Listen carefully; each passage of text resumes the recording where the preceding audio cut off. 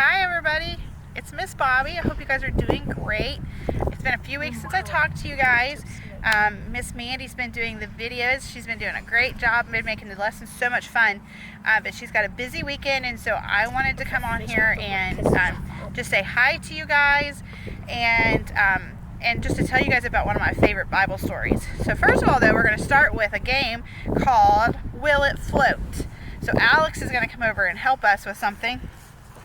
I gathered up a few things from our house, and Alex, you can help me put it in. The object of the game, we're going to see if these different items, will it float on top of the water or will it sink to the bottom? So what do you guys think? We have a Nerf bullet. Do you guys think it's going to float or will it sink? Alex, what do you think? Alex thinks it's going to float. Are you ready? Ah, he was right. Nerf bullets float.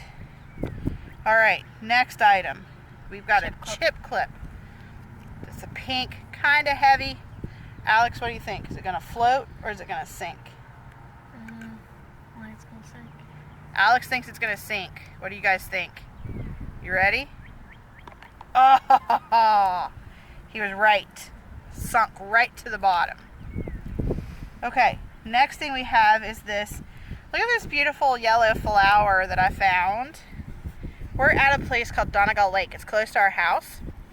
If you guys haven't been here, you should come down here for a picnic sometime. It's really cool. It's only just maybe a mile or so from our house. And this beautiful little yellow flower, I found it on our way down to the lake. So let's see. What do you think, Alex? Is it going to sink or is it going to float? Alex thinks it's going to float. Are you ready? Ah, it floated. Some of the petals sink down a wee little bit, but it floats on top. So pretty. All right, the next thing, purple straw. What do you think?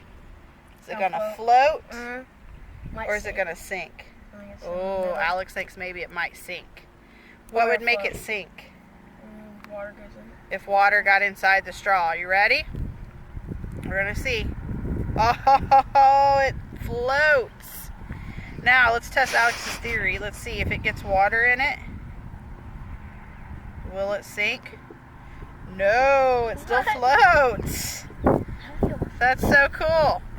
All right. And then the next thing we have is a spoon. This is a spoon from our house. Our spoons are pretty heavy. What do you think, Alex? Huh? It's gonna sink. Are you ready? Let's try it. Ah! Sunk straight to the bottom. That one's heavy. Okay, the last thing is this big old potato. What do you guys think? Is it gonna sink or is it gonna float? It's gonna sink. Are you ready? Here we go. Is it gonna sink? Is it gonna float? It's sunk, but it kind of floats. Stand on top of it. If I had a deeper bowl and I had a smaller potato, it might float a little bit. How cool is that? That's something you guys can play at home. If you guys want to, if you're maybe at bath time or just in the sink, if you have mom and dad help you, don't do it without mom and dad. Don't do it without asking mom and dad because it can get a little bit messy. But maybe take a look around your house and see if you can figure out what'll sink and what'll float. Okay, so we just did the will it sink or will it float game. That was really cool. But you're probably wondering, how, Miss Bobby, does that have anything to do with the lesson, right? So I want to tell you one of my favorite Bible stories. And in this Bible story, one of the characters in it begins to sink. And so in the story, Jesus had just fed 5,000 people. Do you guys remember the story of Jesus had been out teaching and healing people, and there were at least 5,000 people there. There were 5,000 men plus children and women, and they were hungry. Have you guys ever gotten hungry and gotten cranky because of it? We call it hangry. Have you ever gotten hangry? I have. If I get too hungry, it makes me cranky. And the people there were 5,000 people there or more, and they were getting cranky and they were getting hungry. And the disciples came to Jesus and they said, we need something. We need some food. We need to feed them. They couldn't just run up to the road and go to McDonald's and buy like 5,000 cheeseburgers, right? They didn't have McDonald's back then, silly. And so they had to go and they were trying to figure out how they were going to go get enough food for everybody. And so Jesus had been out talking and teaching and preaching and talking to people and healing them.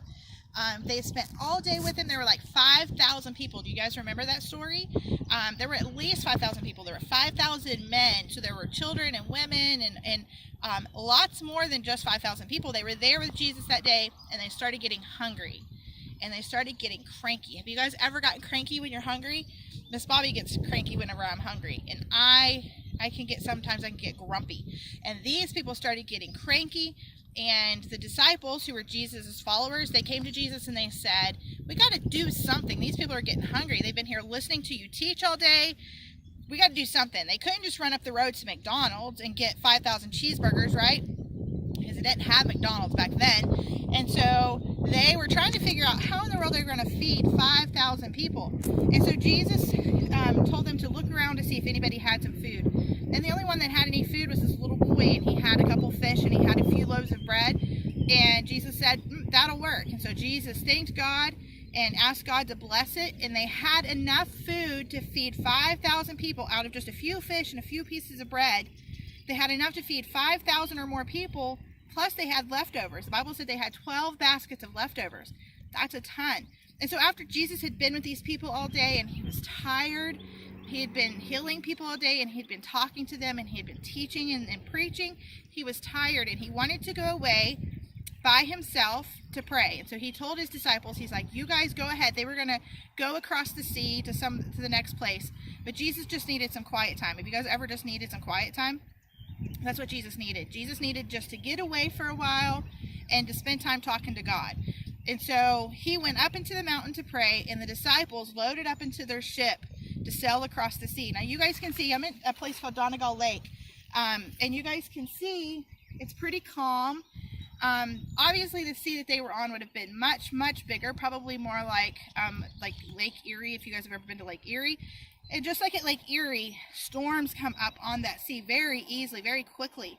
And so they started getting big waves and big storm, and they were all very afraid. And Jesus was up in the mountain, he was praying, and he saw that they needed some help. And Jesus decided to come down and rescue them. So the disciples were on the boat. You guys can see I'm on a pirate ship. Their boat would have been much bigger than this. They were on a big fishing boat in the middle of the sea, and the storms came up and it was rocking them back and forth, and they were scared. They spent a lot of time in a ship, but they were still afraid because the waves were rocking them back and forth, and it was scary out. It was dark, probably lightning everywhere and thunder. I don't know if you guys ever get afraid of storms, but they were afraid. And so Jesus had been up in the mountain, and he decided, remember I told you that he decided that he was going to come and rescue them. And so they look out, and all of a sudden they see somebody walking up to them on the water. And they thought, what in the world? It's storming, it's lightning. We know we're not supposed to be anywhere near water when it's lightning, right? And here somebody comes walking to them on the big waves and with the thunder and lightning.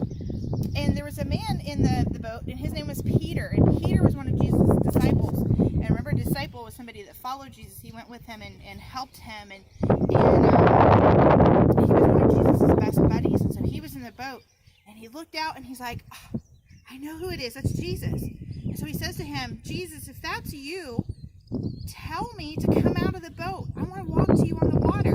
Have you guys ever tried to walk on water? When I was a little girl, I would get in my bathtub, and I would fill up the water all the way to the top, and then I would very, very carefully try to very carefully put my foot down on the water and see if I could walk on water. It never worked. I always sunk straight to the bottom, right?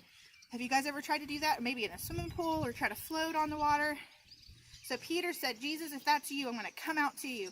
Jesus says, come on, come at me. And so Peter dives out and goes into the water. Okay, Autumn.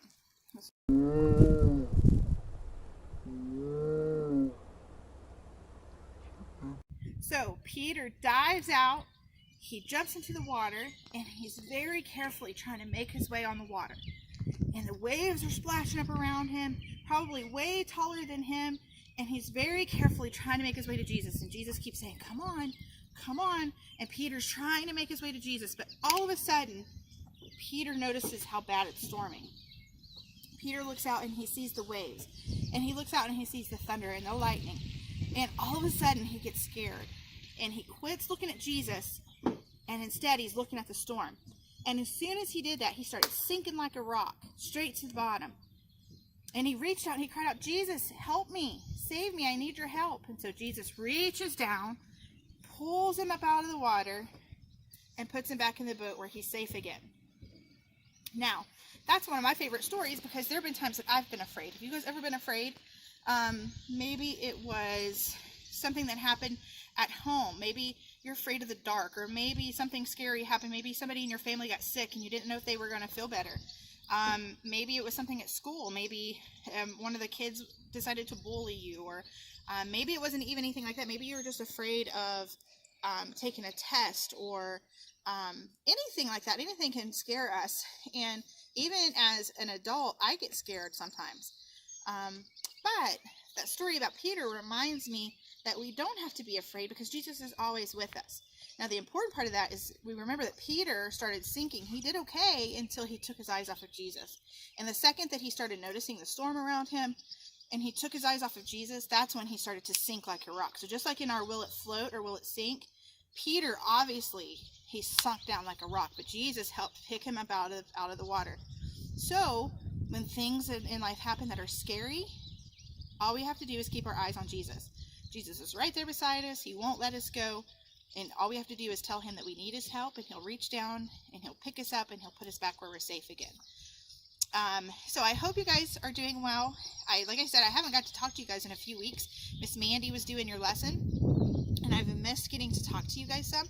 We're getting closer. Today we got to meet in the parking lot at church for our service, and it was so good to see somebody's faces. I'm so happy that I got to see you guys, even if we couldn't really hug each other and stuff yet. It was so good to see your faces. We're getting so much closer to having church like normal, and I hope you guys are having a good week. It's supposed to warm up a little bit, so maybe you guys can get outside for some bonfires and that kind of stuff. I know our family likes doing that. But I hope you guys have a great week. I love you all, and I'll talk to you soon. Bye.